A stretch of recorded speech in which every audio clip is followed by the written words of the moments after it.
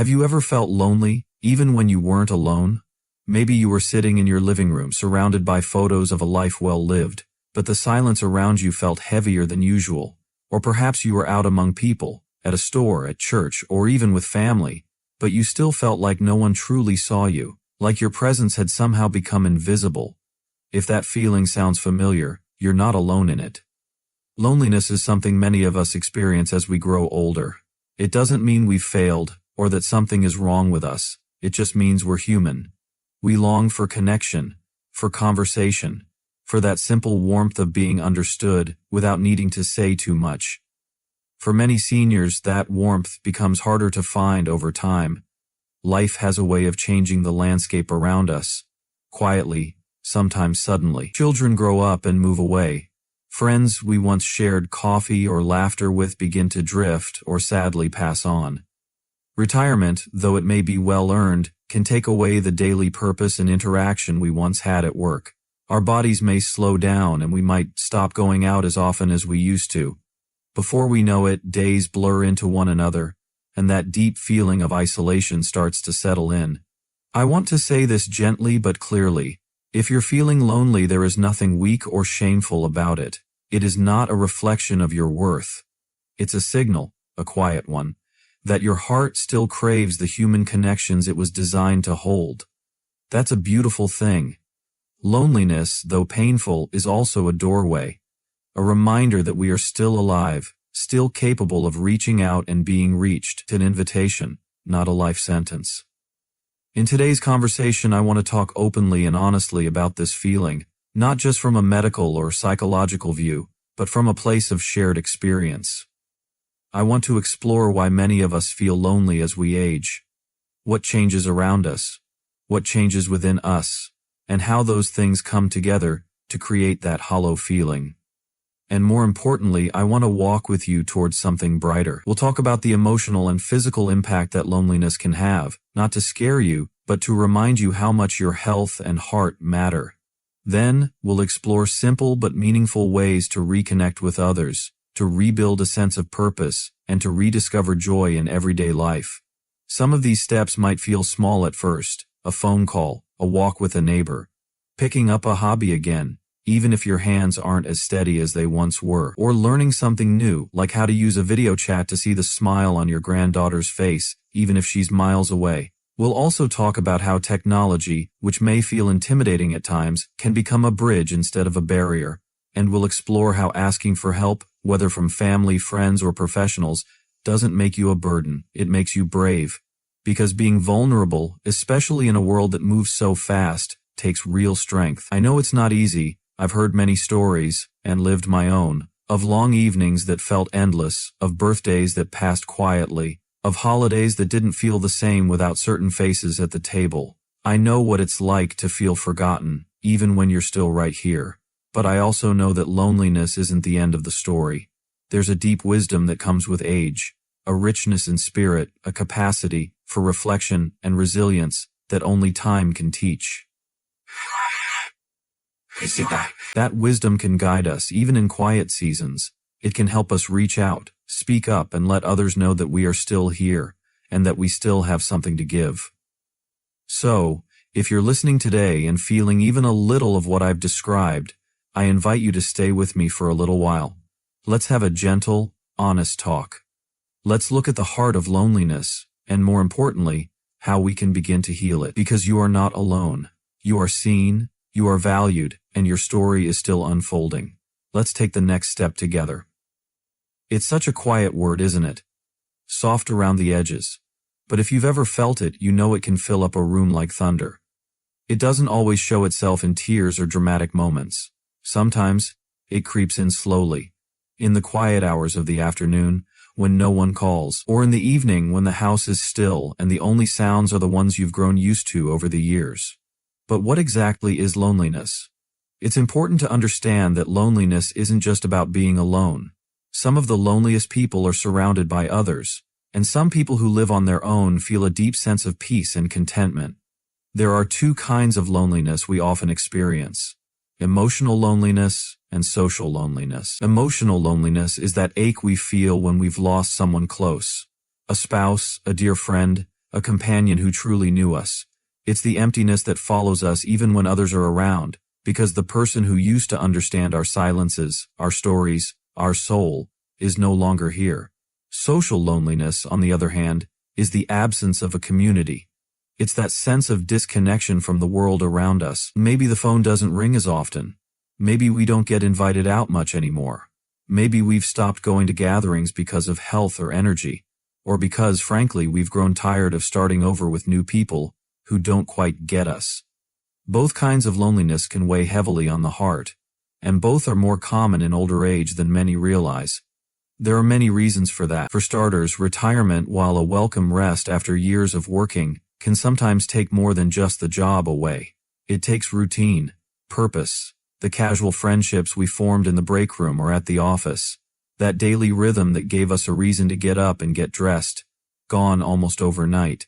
Then, there's the loss that comes with time. Many of us have had to say goodbye to people we never imagined living without. A spouse who shared our bed for decades, a friend we played cards with every Sunday, a sibling who remembered the same childhood stories we did. The world begins to feel a little emptier with each goodbye. And while we keep going, and we do, because that's what life asks of us, it doesn't mean we stop missing them. Physical limitations can add another layer.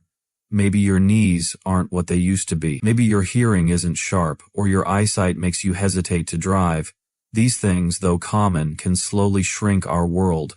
We start saying no more often than yes to outings. We stay home more, not because we want to, but because it just feels easier.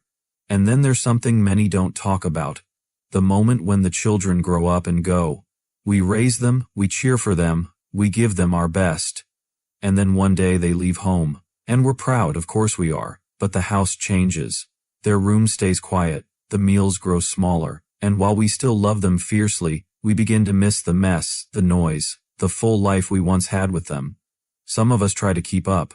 But this new world is fast, digital, and often leaves seniors behind. The conversations have moved to screens and apps and video calls. And while many of us are open to learning, the truth is, technology doesn't always feel friendly. When connection depends on swiping, tapping, or clicking, and you don't know how, it can make you feel like you're standing outside a window, watching life go by without you. These experiences, retirement, loss, physical limitations, distance from family, and digital disconnection, they're not just events. They're turning points. And they can quietly build up, layering one on top of the other, until a person feels like they've slipped into the background of their own life. But let me tell you something important here. Feeling lonely doesn't mean you're broken. It means you're aware of what matters. It means your heart still longs for love, laughter, connection, and meaning. And that is something worth honoring, not hiding. Understanding where loneliness comes from doesn't take it away, but it helps us shine a light on it. It reminds us that this feeling is not just ours alone. It is shared by many, more than you might imagine. And when we begin to understand it, we can begin to do something about it. So in the next part of our conversation, we'll talk about how loneliness affects not just our mood, but our health. And then we'll explore the steps, gentle, doable steps, you can take to reconnect with the world around you. Because loneliness is not a dead end. It's a signal, a guidepost, an invitation to begin again. And you still have time, wisdom, and love to share with others and with yourself. Loneliness doesn't just live in the heart. It often finds its way into the mind and body too. When we think of loneliness, we usually think of emotion, sadness, longing, a deep sense of missing something or someone. But over time, that emotional weight doesn't just stay inside. It begins to show up in other parts of our lives, and sometimes in ways we don't even realize at first. Let's talk honestly about the emotional toll. When someone feels lonely for a long period, it can slowly lead to depression, not the kind that hits like a storm, but the kind that sneaks in quietly. You might start to feel like you're less motivated. You stop looking forward to things, maybe even things you used to love, like gardening, walking, reading, or watching your favorite shows. Just don't bring the same joy. Anxiety can show up too. A feeling of unease or nervousness you can't quite explain. Maybe it comes when you have to go somewhere new or talk to someone you haven't seen in a while. Or maybe it's just this quiet hum of worry that sits with you throughout the day. And over time, your confidence may begin to slip. You might start doubting yourself. You feel less capable, less interesting, maybe even less worthy of love or attention. That's not the truth, but when you're lonely, it can feel very real. But loneliness doesn't stop with emotions. It touches the body too. Research has shown that chronic loneliness can be just as harmful to our health as smoking or obesity. It can increase the risk of heart disease, raise blood pressure, and even weaken the immune system. When we feel isolated, our bodies respond with stress, and that stress can wear down our defenses over time. Even our sleep can suffer. Have you ever noticed that when you feel emotionally low, sleep becomes harder? It's common. Our thoughts race, we toss and turn, and without good rest, the body can't repair or refresh itself the way it needs to. And perhaps most quietly, loneliness affects our minds, our memory, and mental clarity. Many studies now show a strong link between long-term loneliness and cognitive decline. That means our memory, focus, and mental sharpness may begin to fade more quickly if we spend too much time disconnected from others. Why? Because our brains thrive on interaction. Every conversation, every shared laugh, every moment of connection is like exercise for the mind. Without it, the brain can start to slow down. Not because it's broken, but because it's underused. But here's the good news. These effects are not set in stone. The body and mind are remarkably resilient even as we age. With care, connection, and a little effort, healing is always possible. It's never too late to feel better. In the next part of our conversation, we'll talk about how to take gentle steps, real simple things, to ease loneliness and restore that sense of connection and meaning. Because your heart, your health, and your happiness all matter deeply, and they are worth caring for today and every day that follows. Loneliness may feel like a quiet shadow, but it doesn't have to stay with you forever. It's true, when you've been feeling isolated for a long time, taking the first step back toward connection can feel overwhelming. Maybe you've grown used to your routines. Maybe the silence, while heavy, has become familiar. Or maybe you've reached out in the past and didn't get the response you hoped for. It's okay to feel hesitant. It's okay to feel unsure. But even the smallest step can begin to open a new chapter. Let's talk gently and honestly about how to move through loneliness, not by pretending it doesn't exist, but by choosing to take small, meaningful actions that can make a real difference. First thing is rebuilding connections. Sometimes the first step is reaching backward before you try to move forward. Is there someone from your past you've lost touch with? An old friend, a cousin, a neighbor you used to chat with at the mailbox? You'd be surprised how many people are just waiting for someone to make the first move. A simple phone call, a short letter, or even just a message that says, "I was thinking about you," can open the door to reconnection. You don't need a grand reunion, just a warm moment. Senior centers or local community groups can also be a blessing. I know walking into a new place can be nerve-wracking, especially when you're not sure if you'll fit in. But these places are built with connection in mind. You'll find others there who are just like you, looking for conversation, companionship, and a shared smile over a cup of tea. Sometimes, just being in a room with others your age who understand your season of life can feel like a deep breath for the soul. Second thing is trying new activities. There's something truly life-giving about learning something new, even in our later years. Trying a new activity doesn't just distract you from loneliness. It gives your days a new rhythm, a new reason to get up and get dressed, a new story to tell. You might consider joining a gardening club, a book circle, or a walking group. It's not about becoming an expert. It's about showing up, being part of something. And if you've ever thought about volunteering, now might be the perfect time. Helping others has a beautiful way of lifting our own spirits. Whether it's reading to children at the library, helping at a food bank, or simply listening to someone who needs to talk, your time and presence can bring light to someone else's life. And that sense of purpose, it will nourish you too. And the third is embracing technology. I know technology can feel like a strange and fast-moving world, but it doesn't have to be intimidating. With just a little patience, and maybe some help from a grandchild or neighbor, you can learn to use tools that open up beautiful new ways to stay connected. Video calls, for instance, allow you to see the face of a loved one even if they live across the country. Text messages can be little threads that keep you tethered to your children and grandchildren's daily lives. And social media, while it's not everyone's cup of tea, can be a gentle way to feel included, to see photos, updates, and warm wishes from people you care about. There are even online communities made just for seniors. Safe, kind places where you can talk about books, hobbies, health, and memories with people who truly understand. Learning something new is never wasted, and it's never too late. Fourth thing, and very important, is seeking emotional support. Sometimes the loneliness we feel isn't something we can solve with just new activities or conversations. Sometimes it's deeper, tied to grief, to regret, to old wounds that never fully healed. In those moments, talking helps. Opening up to a family member, a caregiver, or even a trusted friend can release some of the weight you've been carrying. Letting someone know, "I've been feeling a little lost," isn't a sign of weakness. It's a sign of trust, of courage. Professional help can be just as valuable.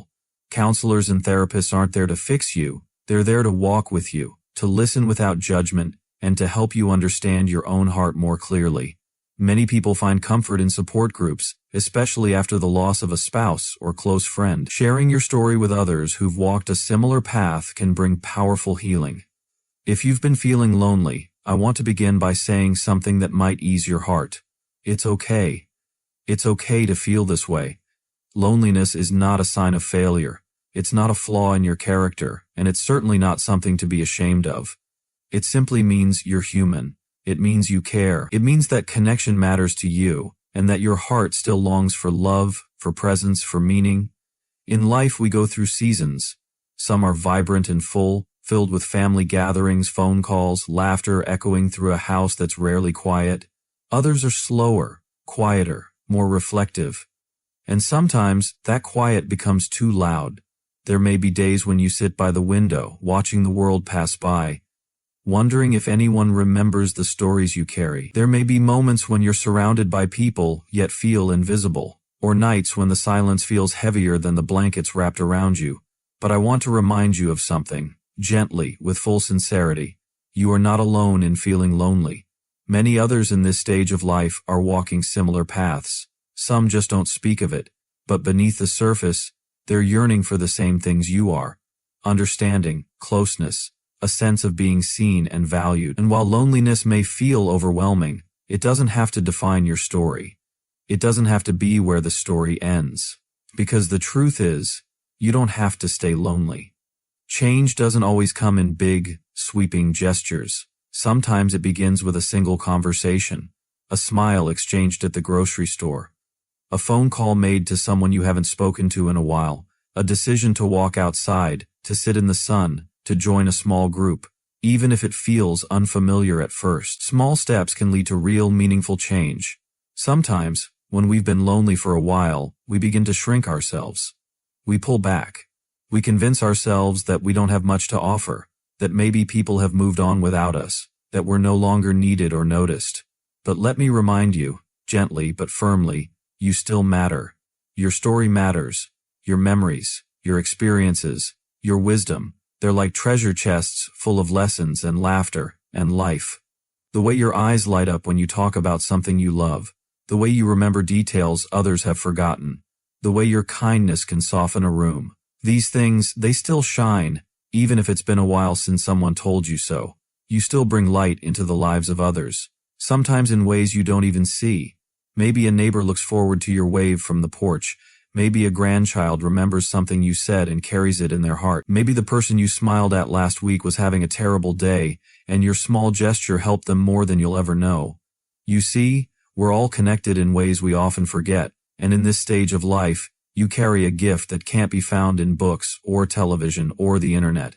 You carry presence, patience, perspective, the kind that comes only through time, through trial, through triumph. That kind of wisdom is rare. And it's needed. So don't count yourself out. If you feel like the world has moved too fast, like things have changed beyond your recognition, that's okay. The world does move fast. But you don't have to chase it. You can invite it to slow down, to meet you where you are. Let the younger generations learn from you. Let them see what it means to live a full life, not a perfect one, but a meaningful one. Let them hear the quiet strength in your voice. Let them feel the kindness in your words. And if you feel forgotten, remember this: the world needs people who listen, who care, who understand, and that is who you are. So today, if you're feeling lonely, take one small step, just one. Write a note, call someone, take a walk, say yes to something you might have said no to yesterday. You don't need to fix everything overnight, you just need to keep showing up. For your own life, for your own heart, you are not alone, you are still needed, and your story, your beautiful, winding, real story, still has many pages yet to be written. Let them be filled with connection, with courage, with tenderness. Let them be filled with moments that remind you, you are still here, you still belong, and you are still deeply loved. As we come to the close of our time together today, I want to take a quiet moment to reflect with you on what we've talked about. We began by naming something that many people feel but few talk about openly. Loneliness. Not just the kind that comes from being physically alone, but the deeper kind, the kind that sits in the chest, that comes from feeling unseen or disconnected, even when others are around, the kind that visits in the early morning hours, or during holidays, or in those quiet moments when you catch yourself remembering a voice you haven't heard in years. We explored what loneliness really is, not a weakness, but a very human response to change, to loss, to growing older. In a world that often seems to rush forward without looking back, we talked about the common causes, retirement, the loss of loved ones, health challenges, and the ways our once busy homes can grow silent as children build lives of their own. All of these experiences are real, and they deserve to be met with compassion, not judgment. But we also talked about something just as important, that loneliness, while powerful, does not have to be permanent.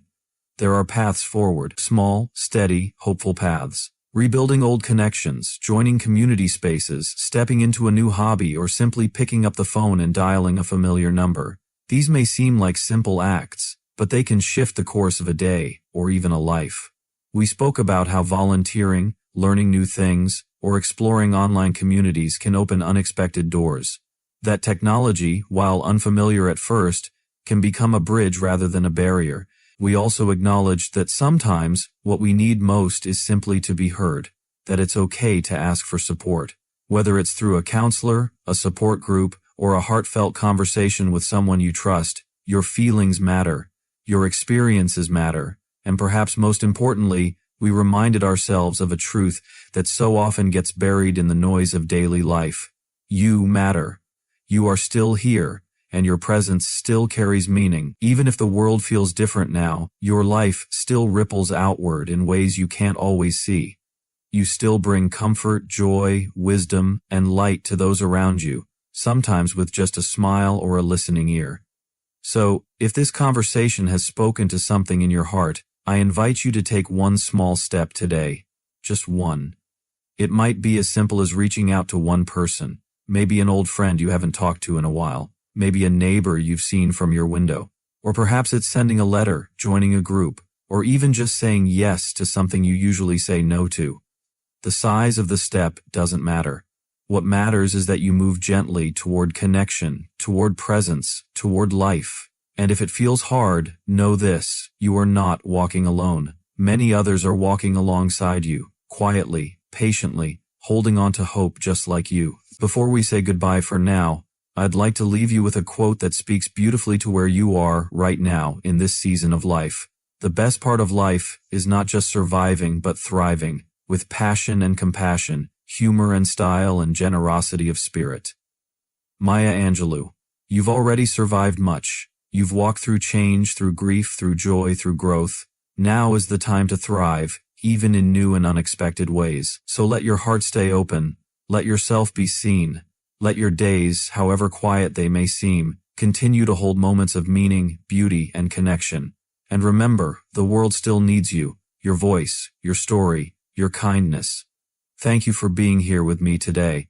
Until next time, be gentle with yourself, be open to the small joys, and never forget, you are loved, you are valued, and you are never, ever alone.